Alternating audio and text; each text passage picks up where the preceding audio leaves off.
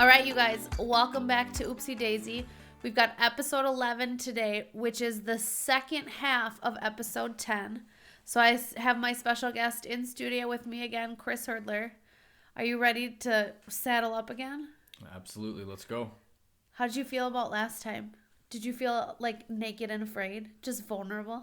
I think this episode's probably going to be more vulnerable. I mean, that was just kind of my life. That's part of my life. So it was a little easier to talk about when you start thinking about, you know, the segue that you left the last episode on, thinking about divorce and marriage and redemption.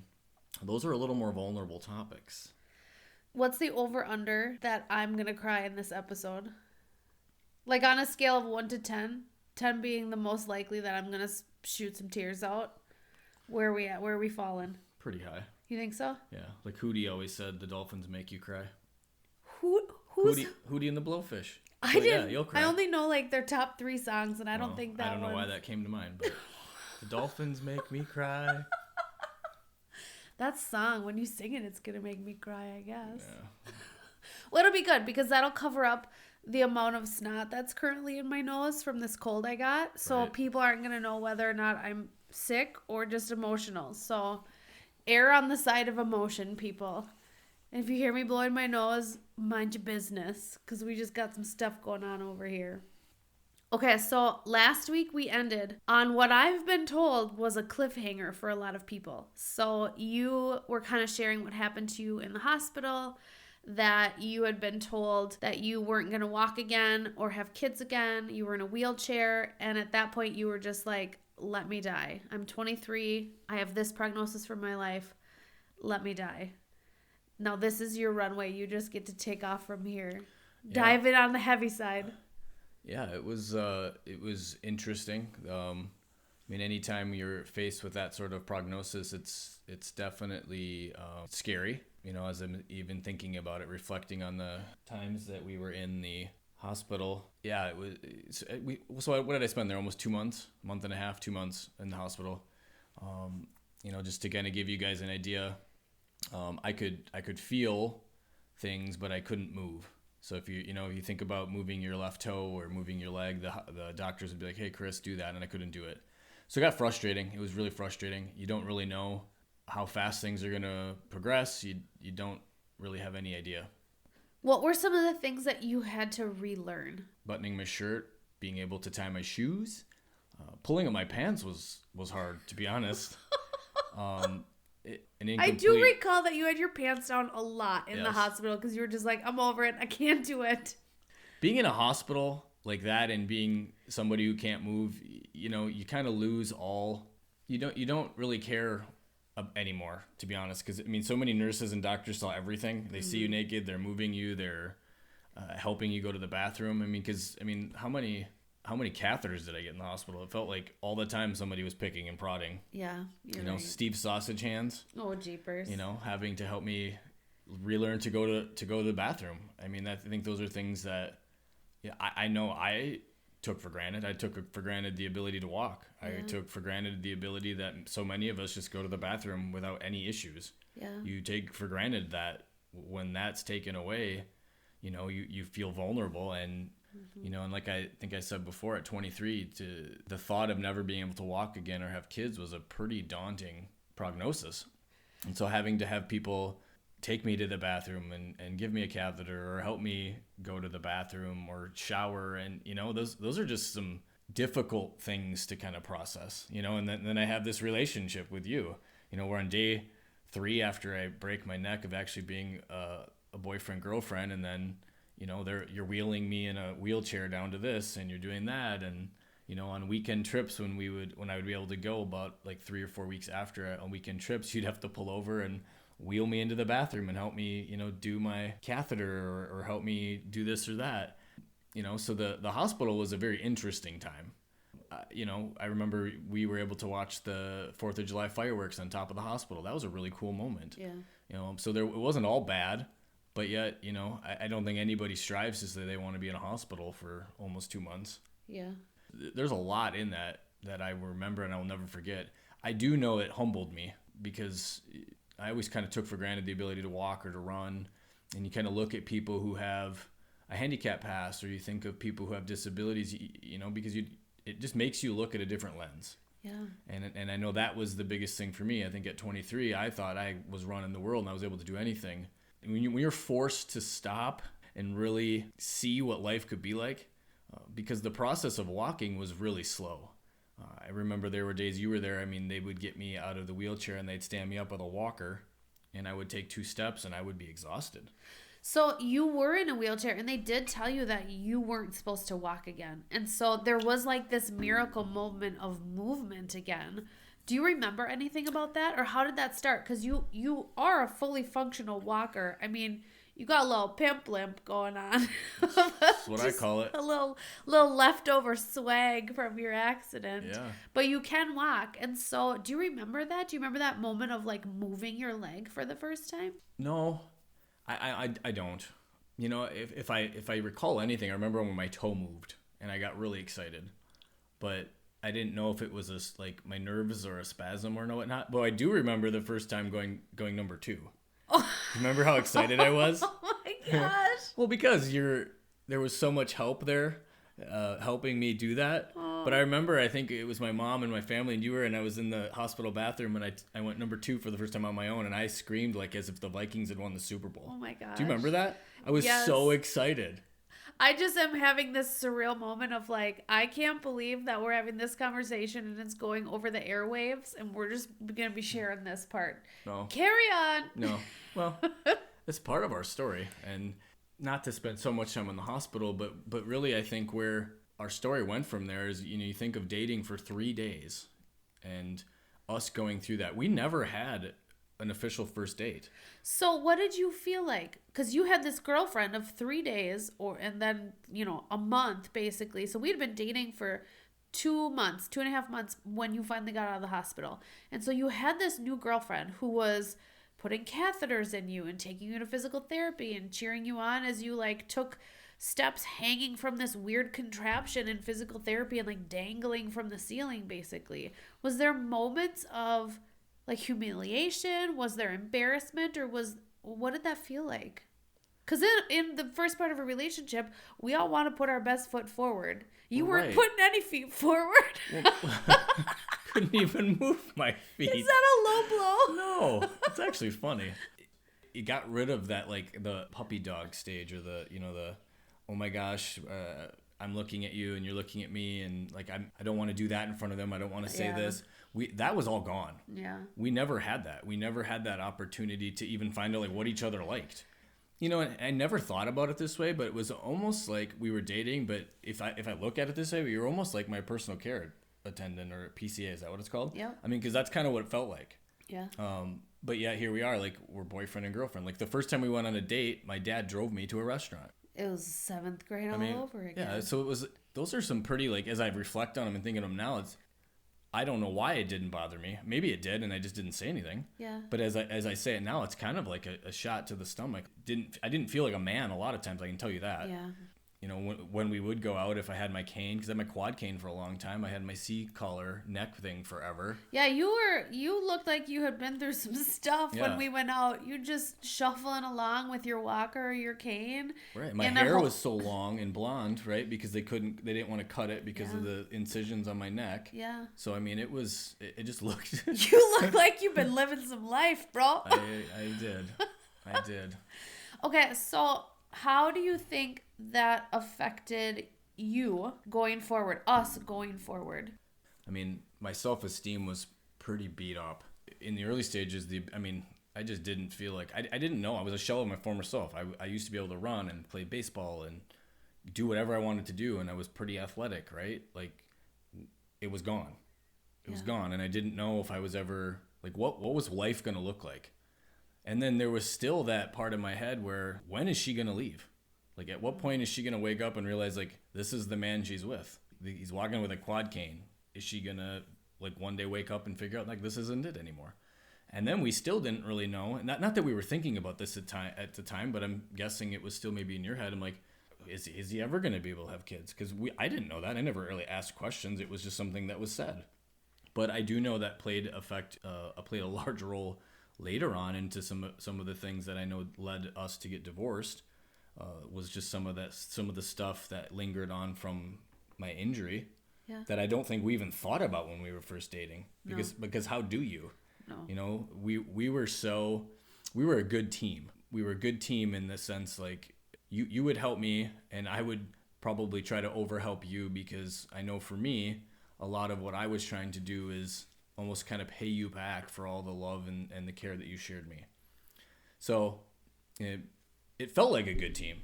It felt like we were doing things together. I mean, we both graduated college, which was a plus, right? We both supported each other through that and got us through that. And even if it was driving here and there and everywhere.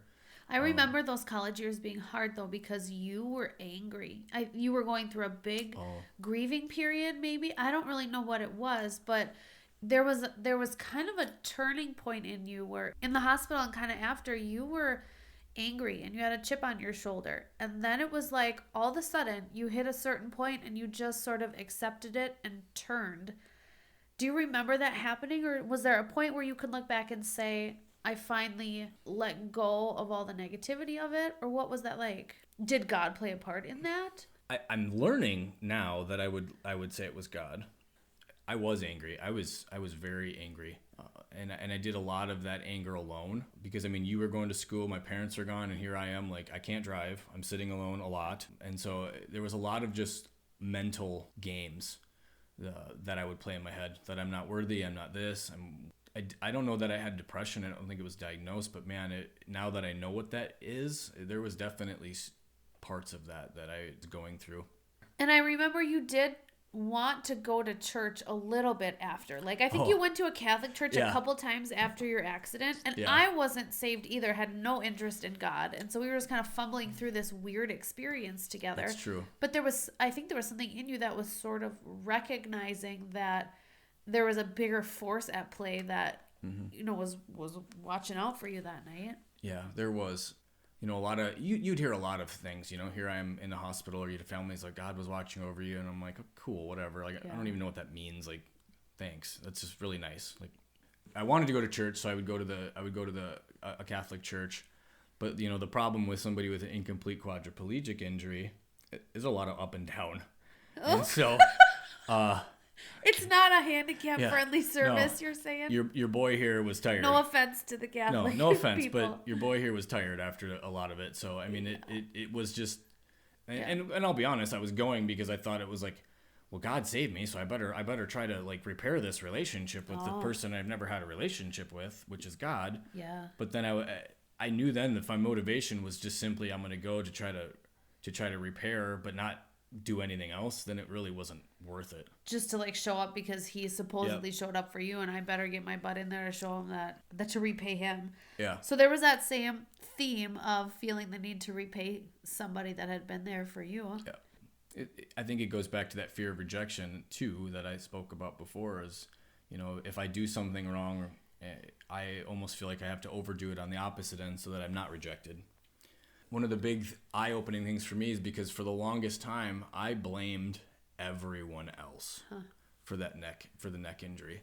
I was so drunk that I really didn't know what had happened. I mean, obviously there were stories and there were people telling me what happened, but I didn't believe it. I mean, I remember even saying, if somebody pushed me, I must have just fell. Like, why would I do that? Yeah. But circling back to that spiritual awakening piece, I remember having a dream.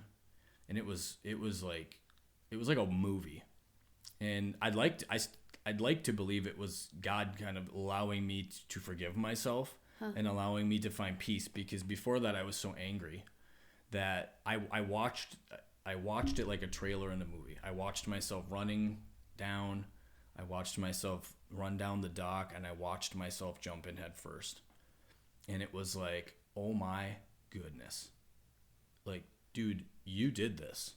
And it was such a freeing moment.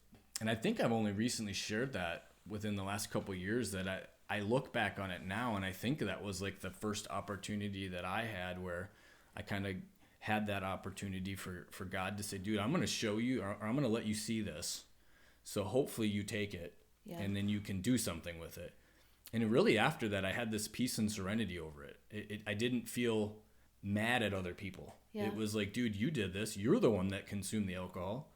You're the one that got so drunk that you don't remember. but you're also the one that made the decision to run and dive into water. Yeah. That, could have killed you. Yeah. And so it was shortly after that, like, I had this profound sense of forgiveness of myself, of the lake, because I blamed the lake. Wow. I blamed a lot of things, because for me, a lot of my life is like, I don't want to take accountability for my stuff. For sure. I didn't want to take accountability for my DWI. I didn't want to take accountability for losing jobs. I didn't want to take accountability for anything, because it was just easier. I'd rather point the finger at everyone else. When you're in that state of mind, right, when it's always blame everybody, it's easier to blame everybody, and there's not always names to who you're blaming. Yeah. I mean, I could blame this tree for something. I mean, when you don't want to be accountable to anything, you'll blame anything. Yeah. And so, no, I can't honestly think back that, I mean, I don't blame I don't blame my family. I don't blame you. I just found entities, whether it was the lake or the kegs or this or that it was just easy to blame. Yeah. Because I don't think any of us really want to step up to the plate or the podium and say, yeah, God, it was me. Yeah. Right? Sure. Because that's a whole different level of vulnerability. Yeah. That's the whole naked in the street. Like, nobody wants to be naked in the street, but that's how that was to me when I had that moment. It's like, dude, this is an opportunity for you to be at your most vulnerable and to understand that you did this. And what a powerful thing it was for me to have, because I was like, dude, you have to forgive yourself. And if you don't forgive yourself, you are going to stay stuck. Yeah. And I didn't want to be stuck anymore. I had lived with 2.5 years of being angry at everyone else. Probably not angry at you, but I know my anger came out at you and for things that didn't need to be angry. I didn't need to be angry about. Yeah. You would try to help me get into school or go to school, and I would get angry. You got mad at me when I pushed you. You wanted to stay stuck really bad. You wanted to wallow in what you were doing, and I was the one that kept pushing from behind, going, no, do something different. If you want to do something different, do it. Yeah, I looked at that as criticism rather than, you pushing me and helping me. I always just thought, well, Matt, why is she being so pushy? Why would she do that? I thought she loved me. I thought you weren't doing good enough, and that I was trying to make you be better. Right. And that would just feed into my fear of rejection. Yeah. See, I'm just not good enough. She's telling me to do this, so I must not be doing something well enough. And that's just a cyclical cycle. When you're already in that, right? You're already angry and you're already guilty and you're feeling shame and rejection. All of those things just kind of spiral out. That's not to say after I had that spiritual awakening and really felt this piece of sincere peace that things got better. Yeah. I still struggled with a lot of that stuff, as we kind of navigated through after both graduating college and getting into careers, right? Then we get married, I think, shortly after that. Yeah. You would think all of those times are really happy times, and they really were. Yeah. I loved our first marriage. Our first marriage or our first wedding? I loved our both marriages, but it's funny to say it like that. No, our first wedding was beautiful. There was everyone that was there was amazing. But your weddings end, and I think we moved in together shortly after our marriage, and then you really realize we never had that beginning part. So no. I didn't know what it was like living with you. I didn't know all the idiosyncrasies that you would bring to this. You don't know all the things that I like to do. And so that created its own new venture for us, right? Here's a question. When you decided to propose to me, was it truly about oh my gosh, yes, this is the person I want to spend the rest of my life with? Or was there some of that was painted or tainted by what had happened to us before, and that idea of repayment? I have to stick with this person because she walked with me through some hard stuff. Yep. I kind of thought you were going to say no, but no, continue, expand. And we've had conversations about this. I've always felt indebted to you. Yeah. And so one of the biggest ways that I could show that I was in this and I really wanted to make sure that I could repay you for everything was marriage. I did feel some pressure, not from you as much, but it did, society does that. Hey, you've been together, you've been through all this stuff. You know how many times people told us, I can't believe you're still together, and when are you going to get married?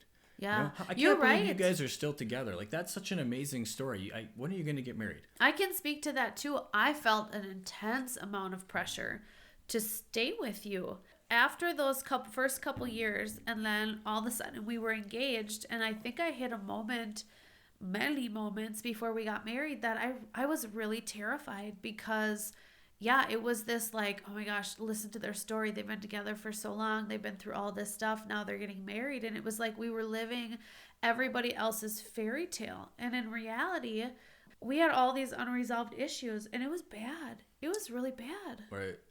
We have our first kid, and then we have a second kid. And then that second kid is really where I think we struggled.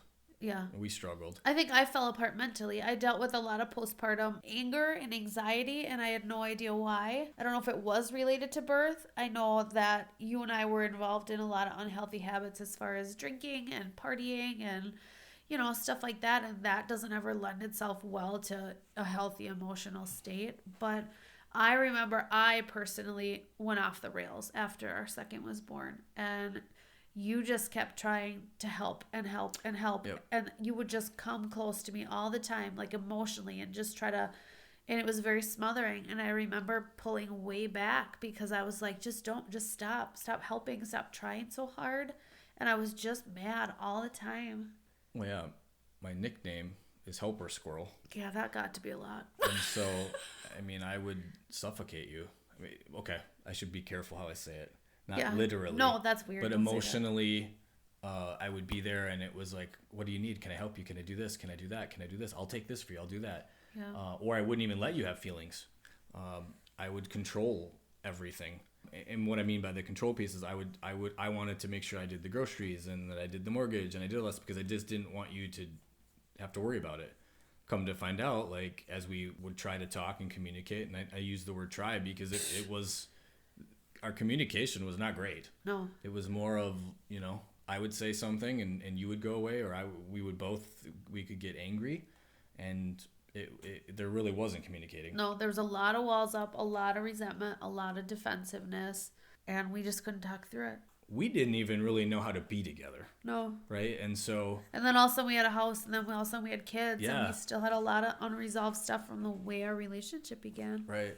I think that's a good way to put it. There was a lot of unresolved feelings before we even had kids. I think one of our biggest mistakes, too, was that we didn't have anybody else outside our marriage. We had friends, I guess, but they were people that we would party with, you know, if somebody would take the kids and we would go in and drink and party with people. And I don't think we ever had anybody that we could literally open up to and say, we're struggling. Like, this is so hard. This sucks so bad. I can't stand him. I can't stand her. We don't know what we're doing. We're lost. And that was such a scary feeling. So, like, we silently struggled from getting married in 2009 until everything came to a head in about 2015. Mm-hmm. And we just fought tooth and nail, not for our marriage, but against each other. You know, you were looking to me to be every single thing you needed. Every emotional, you know, up and down was related to me. And I didn't even know who I was. I didn't know if I needed freedom. I didn't know how to be independent. I didn't know how to take back any of that, you know, autonomy and control from you and feel like I had a part in our lives and in our house. And I felt stuck. I did. Right. I felt like so scared that I had made, this is like a real confession right here, and this is where I might start to cry a little bit. But I remember laying in bed a lot of nights, and I was really scared that I had saddled myself within a life and with a person that I had no idea if I was supposed to be with. Mm-hmm. And I just kept rethinking the accident and everything that happened and everything that had led us up to this time, and just going, my life could have been so different. My life could have been so different. And that killed us. I think you were willing to work on a lot of things in our marriage, and I just had so many doubts that I didn't know who to talk to about them, and I didn't know where to go. And so I ran out. Right. And that's not to say, I know if you were upstairs or downstairs, wherever you were doing your thing, I was in the other room battling my own insecurities and my own fear. You know, am I the man that she wants me to be? You know, after an incomplete quadriplegic injury, there are intimacy issues that people deal with, right? Yeah. And so that was not an easy thing. No. You know, being 25, 26, 27, 28, 29 years old, whatever that is, right? Even regardless of the age, that's not a fun conversation to have with your wife. No, because right? you're supposed to be in like the physical, sexual Right. prime of your life.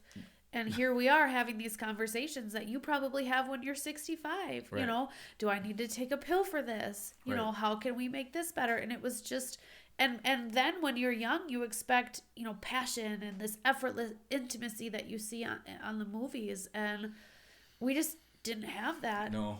And that led into enormous insecurities for me, which, you know, I think for you, maybe it played a part in, you know, some of the decisions that you would make. But I know for me, there was just an enormous battle of fear and insecurity regarding, like, I'm trying to be the man that she wants.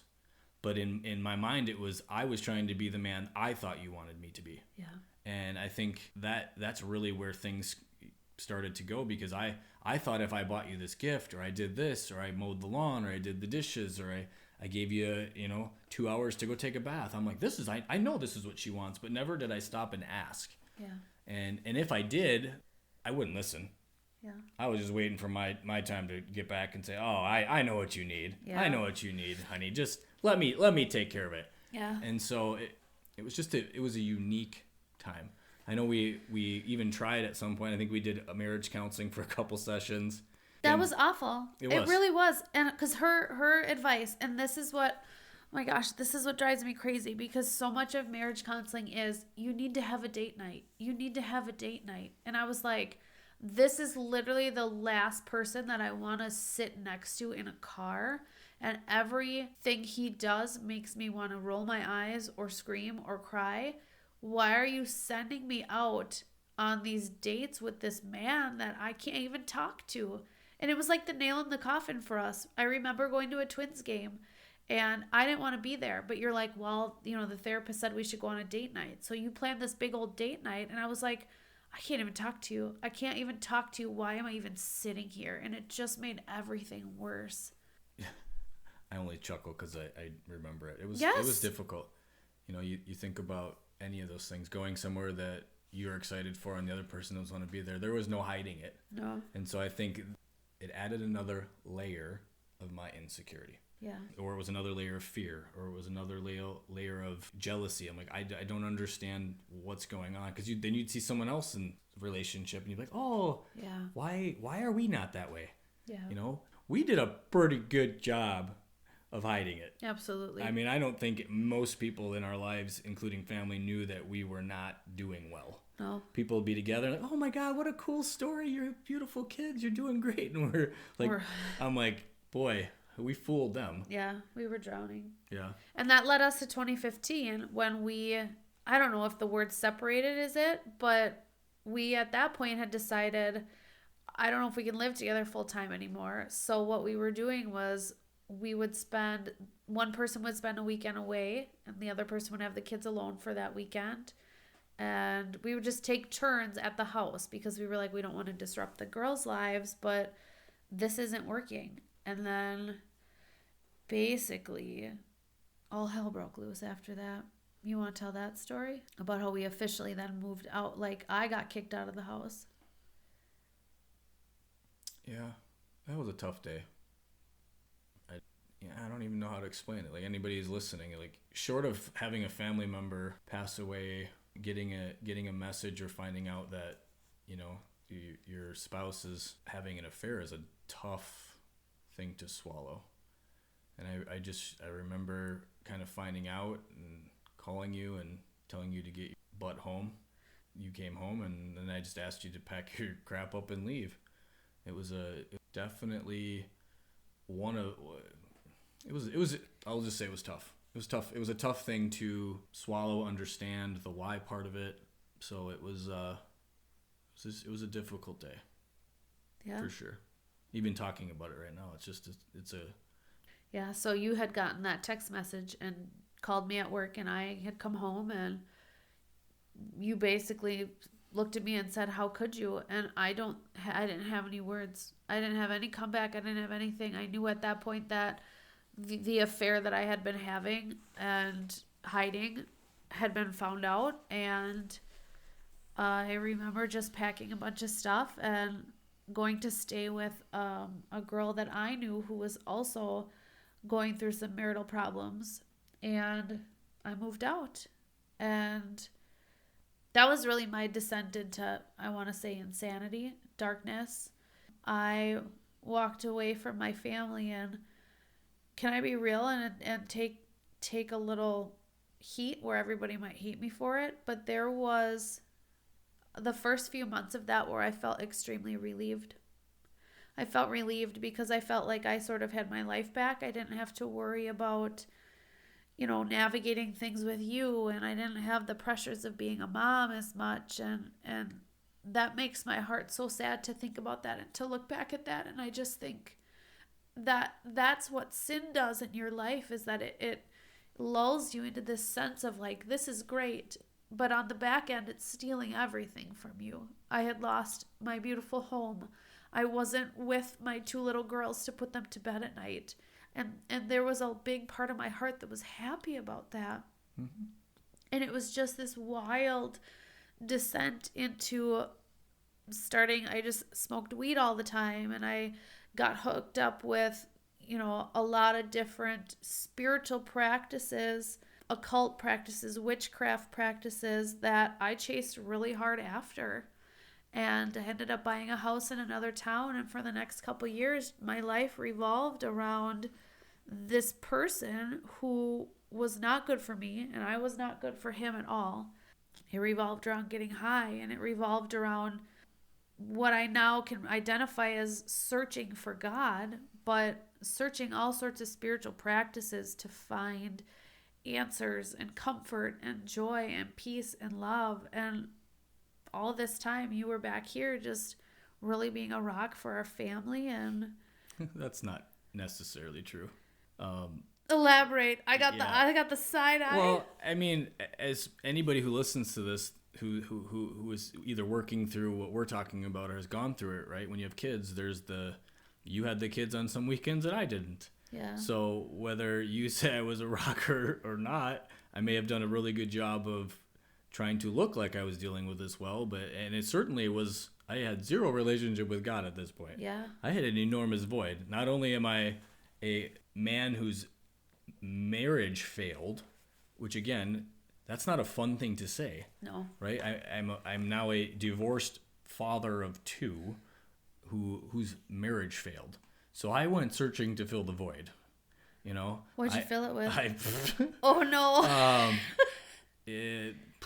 I multiple dating apps. The only thing that this divorce really gave me was chlamydia. That was a big information drop right there, sir. And no, I don't need to give more details. Yeah. What I did is I searched to fill the void in other places, and specifically it was women. Yeah. It was a way I thought truly in my head that I'm going to get back at her. And I ended up picking up that, STD, and I'm like, this is not good. Yeah. Our divorce really, again, validated my insecurities, my fear of rejection. Am I lovable? Is anybody going to love me again? Yeah. But, the biggest thing that the divorce taught me is it's okay to love myself. Yeah. And it was okay to love you. Even though you had hurt me, emotionally, it was okay to still love you.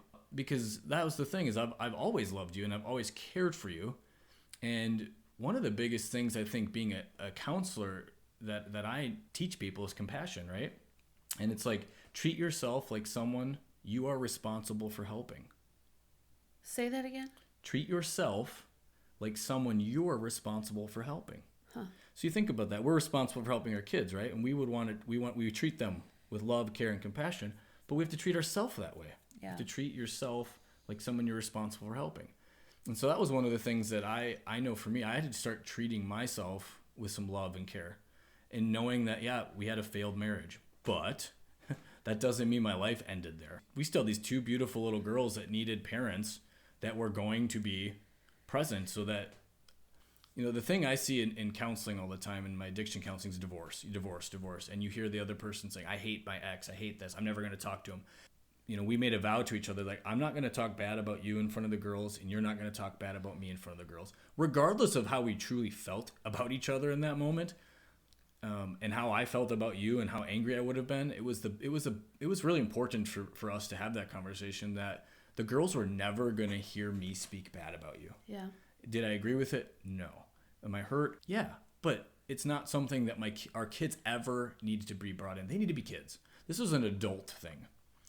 And, I think one of the really cool things that we did is, even though we weren't together, which I know a lot of people were kind of like weirded out about it, but we still did family dinner nights. Yeah. You and I got together with the girls, and we made sure that the girls knew that mom and dad are still able to be amicable and talk and be present for them. Yep.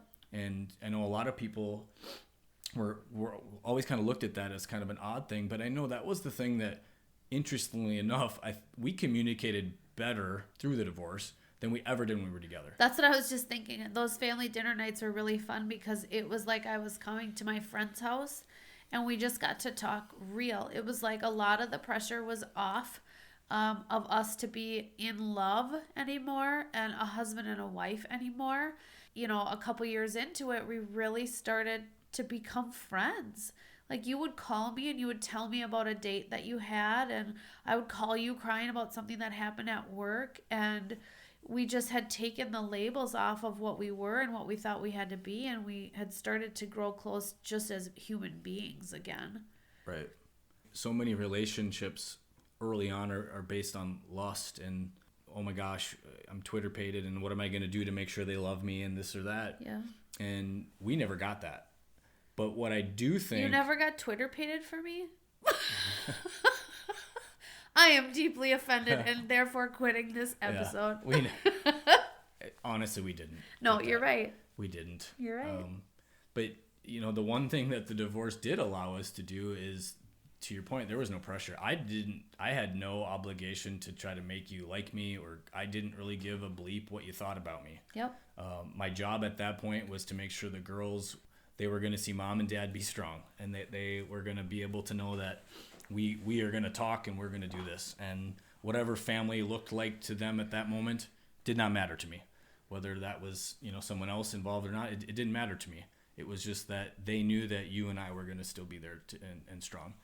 I'm not to get sappy here, but I never stopped loving you. Yeah. You knew that. Which is why it was so exciting to call you sometimes after these dates. Be like, she wasn't like you. And then I don't know what you would ever, I don't know how you even took some of those, but I would just remember those conversations because it was fun to talk to you. Yeah. And it was the first time in our whole relationship that it was fun. Yep. It was fun to have a conversation with you. It was like you were my best friend, which was weird to a lot of people because you're like, that's your ex-wife. I'm like, Yep. Yeah, who cares? And there was people that always kind of like, how can you do that? Why would you tell her that? Isn't that weird that you're telling your ex-wife that you're going on a date? I'm like, I don't care if it's weird. Yeah.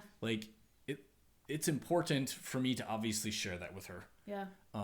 And looking back on it, maybe it was. I don't know. It was probably some weird boundary issues we had, but it worked. It did.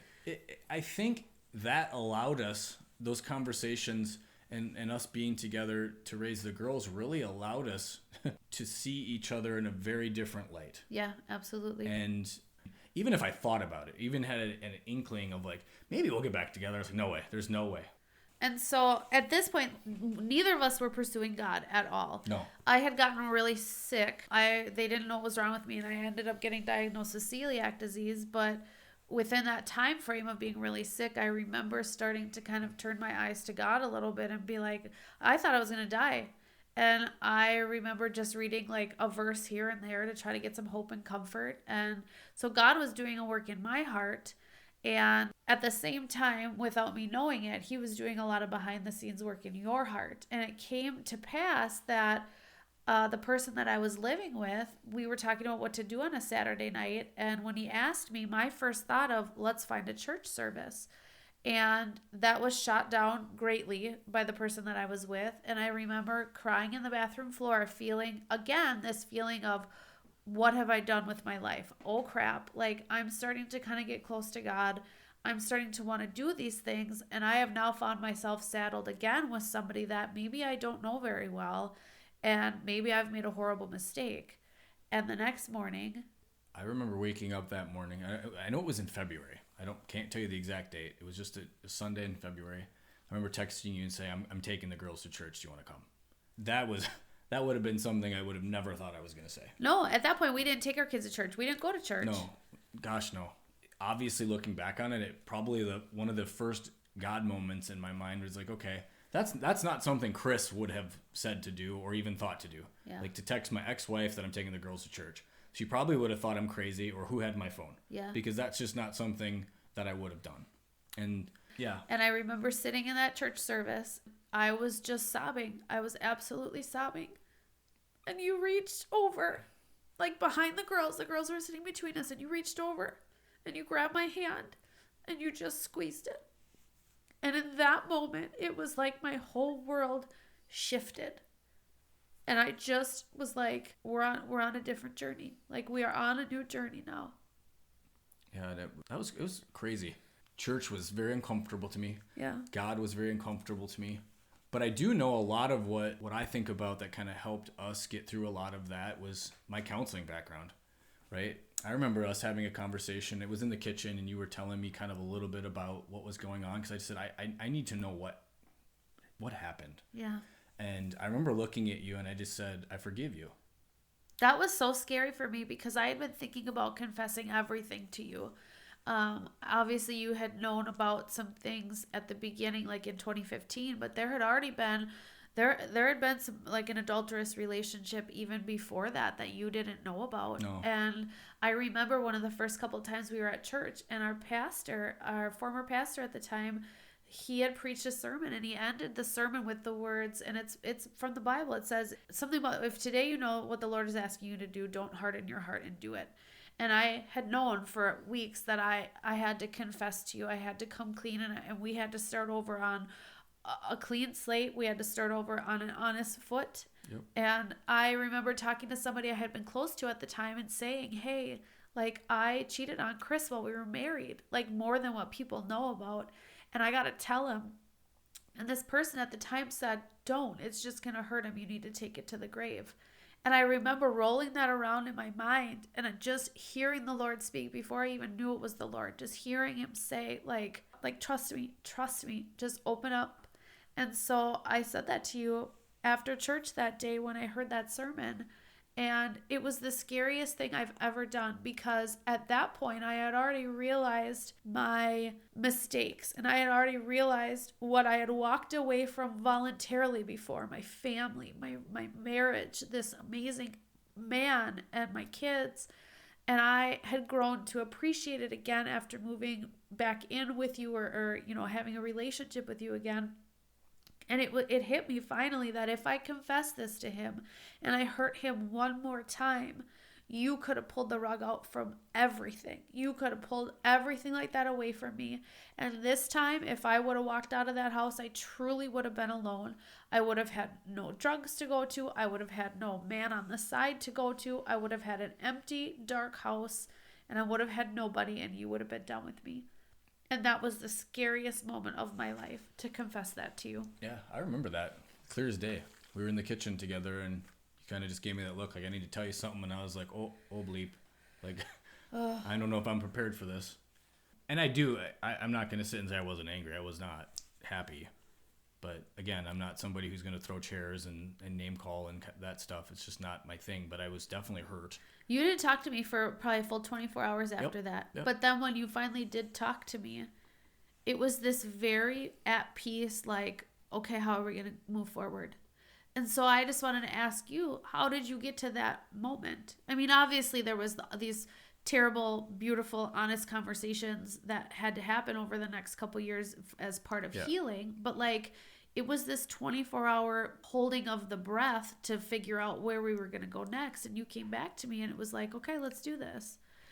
So what led you there? I don't think I would have gotten there without the forgiveness of myself first, right? Yeah. I don't think the forgiving myself for the neck injury and allowing myself to, like, do that battle would have ever helped me through the divorce. And I've said this to you, and I'll make it clear, is like, when I say I forgive you, I forgive you. This isn't an opportunity for me to bring it up another time when you're mad or I'm mad. I'm not going to use this as a dagger. This isn't a joker up my sleeve or the ace up my sleeve that I'm going to use to hurt you. It's when I say I forgive you and I love you and we're going to move on for it. That's what I mean. Because I knew that you meant it. I knew that you had made a mistake, and we all make mistakes, but we're not mistakes. Yeah. Right? I knew it wasn't easy for you to do. I mean, heck, there's going to be people on here that maybe share that same sentiment with everyone else. I'm never going to tell anybody that. Yeah. And to each their own. But I knew that we needed when we talked about being back together, we needed a clean slate. Yeah. We cannot come into this game with any baggage. We couldn't. No. We had already been through enough, and I knew I just needed some time to really process it and to battle my own things, because I don't think anybody who gets that sort of information is going to take it well. They're not going to be like, well, that's just great. I'm really happy you did that. And so I just needed some time to really digest it. I can't say I had a God moment there either. It was just a matter of like, Chris, you're going to sit in this for a little bit and you're going to feel, and it's okay. But the big difference this time, it wasn't like, hey, I had to run and find another woman that night, or I had to run to the bar or go get alcohol or any of that. It was just, I was in my stuff for that day. And it was uncomfortable at times, but I've learned to be comfortable being uncomfortable. Yeah.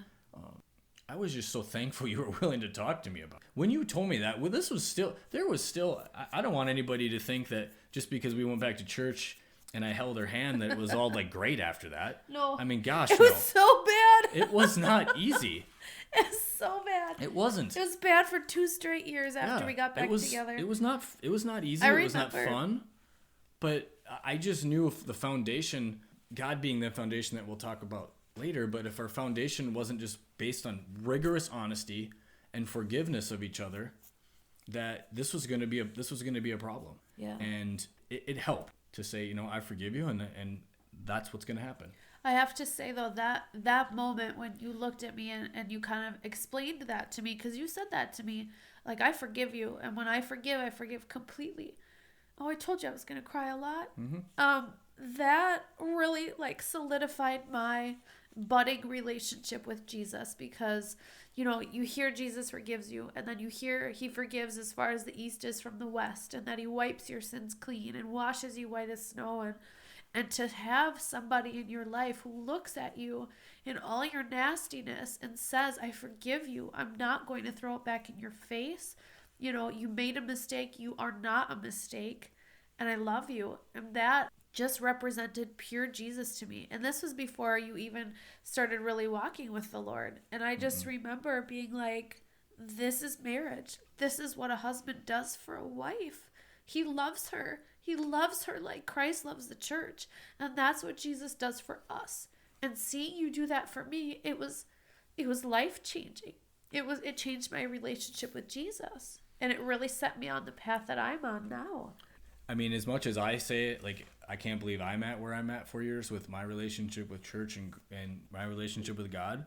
I mean, your redemption story is like way cooler than mine. No, this is your episode, though. I know, we can't talk about mine. I know, but I just want to say that because I mean, without you, right, and us going through that forgiveness piece, but without you, really kind of planting the seed for me about like, we're gonna do this and we're gonna do this together, and we're gonna go to church and we're gonna do this. Chase God because together. it was uncomfortable. Oh, it was awful. I mean, I didn't want to do some of this stuff. I certainly was like, nah, I don't. Let's not do this. We're back together. This is good, right? Like it took us a little bit for me, to start going to the church and really kind of listening. We did it. It was not easy. It was really easy to fall back into old behaviors. Did you feel that? Yep. It really was, because it was like, okay, now she's back, and we have this great story of, we're back together after all the stuff we've been through. And then I felt myself at times falling back into the old behaviors, like, oh, I got to take care of this for her. I got to do this for her. And it wasn't as like fun and cuddly as the friendship kind of conversation, where it was like all of a sudden it's back to reality. And it's like, and there were times, I want to say this, there were times that the divorce or the infidelity would come back up. Yeah. Because I forgave her, but there were still times in conversations it came up. Oh, you have to. Just because you forgive somebody doesn't mean you get to skip the hard work of having honest, vulnerable conversations where, you know, the injured party gets to ask questions and the perpetrator, whatever you want to call it, you know, has to take accountability, and you have to walk through things. Forgiveness doesn't mean you never have to talk about it again. It just means that I'm not going to cut you off for this. I'm not going to throw this back in your face. But now it was like the sword was out of the wound, and now we had to clear the wound and heal the wound. Yeah. And the one thing that was different was God, because Yes. we were both pursuing a relationship with God and taking it seriously and taking the things that we learned, you know, from church and from, you know, our pastors' messages, and we Yes. were trying to put it into play with each other. So when old patterns would arise and old habits and old perspectives would flare up, we had something different to guide us now. Right. Absolutely. And the thing is, like, one of my insecurities was hadn't read the Bible, and there's a lot of really difficult words in there. Like job. Yeah. Yep. Come to Also find out known it's as- Job. But I read it as job. It's And so fine. That was a low when you blow. volunteer to read at church and you say job instead of Job, and everyone looks at you, it only kind of layers your insecurities of like, what am I doing here? No, I could see biffing on like Nineveh, Gethsemane, Nazareth. No, job. So, yep. And I'm not going to sit here and say right now that I still don't have some insecurities on it. I mean, is it my favorite thing to do is to read out of the Bible in front of other people? No. No. Because that is always, I can laugh at it, but it's Right. still not my favorite thing to do. But one of the biggest things I know now is like, if I have a issue when it comes to something or I don't understand, I come to you, or I go to my men's group, my Bible group, or I go to my pastor, or I go to another group that I go to, and I just ask a lot of questions. Because it's an important thing for me. I want to learn. I want to have a wonderful relationship with God and God-seeking people, and with you. It's been a blast. I feel like your spiritual growth, we got remarried on Christmas Eve of 2020. No, it'd have been 2019, because then COVID hit 3 months later. So it was Christmas Eve, December 24th, 2019. We got remarried, officially remarried. And ever since then, it's been this real deep journey after God. And so we've kind of come full circle, where you started talking about your childhood, about not having a relationship with God. And let's bookend it now. Where are you at now? I love where I'm at in my relationship. Like any relationship, right? I've still got to nourish it. I've got to water it. This is with God, right? Yeah, sorry, For a with second, I God. thought you were talking about me. I got to water it. Yeah, I was like, what? I'm still working on that relationship. I love my God, and I know God loves me, but I don't always feel that way. Yeah. And so I have to remind myself, I have to humble myself that I am a son of God, and he loves me, and he created me for who I am, and he will always love me, the good, the bad, and the ugly. There are times I don't always believe that because of my past, and some of those insecurities come in, and I'm the first one that'll say I'm self-reliant. So I'm like, I'll do this myself. And I forget that, I got the big guy upstairs that all I got to do is get down or say something or have that time, because I don't always think of that first. Yeah. Naturally, I think I can do this myself, or I'll figure it out. But I have learned, if I slow down and really have that conversation or pray, or go to my men's group and ask a question that I feel is dumb, or I'm going to feel dumb for asking, the answer is right there. Yeah. And people are more than willing to lead me to the answer. And it's usually a scripture out of the Bible, or they're like, hey, have you thought about this? Or I don't always see it and feel, and sometimes I feel like it's because I'm not watching or looking at it, but I know God is always leading me. Yeah. And it's not my conscience as much as I know God is leading me to make better decisions, because I've made some really bad ones. Yeah. But I know in the last couple of years, some of my bad decisions I would have made, I know I'm not making them now because of my relationship with God and going to church, and I don't want to ruin that relationship. And part of that is I love who I am right now. I love who I am. I love myself. I love where I'm at. It's amazing. It's powerful. I will say that it's powerful for me to sit here and say that I have faith, and that I have faith in God, and that I look forward to going to church and going to my men's group or hanging out with a pastor. Yes. That stuff is just so shocking to me sometimes. And yet I'm just so blessed and amazed that I get to do this. And I'm excited for whatever journey that I'm continuing to be led on. And I know Jesus is right with me. I know he's got my hand. And that's such a cool thing to know that he always has my back. That's a pretty sweet thing. I just got to ask you now, like, what are the next few years going to bring? What does that look like for Chris Hirdler? With Jesus by his side, walking out his faith, learning and growing. What's coming for you? Anything is possible.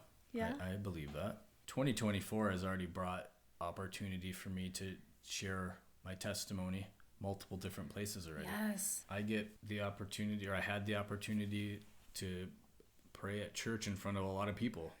I've shared my testimony to youth groups and to a different recovery meeting. It's been cool. I know that God is playing a huge part in that for me. And I believe that. I know he's telling me, you got this. Even though the devil and all the committee on my shoulder saying, nobody wants to hear you. Nobody wants to hear your testimony. You got nothing to say. Nothing you say is going to be worthwhile. And then I'm really quickly reminded that God said, I gave you a voice and you will use it for my kingdom. And that's just what needs to be done. All right, guys, we really do hope this episode brought you joy, brought you inspiration, gave you hope, and most of all, pointed you to Jesus. We really are honored that you chose to spend your time with us today. Have a good one. We'll talk soon.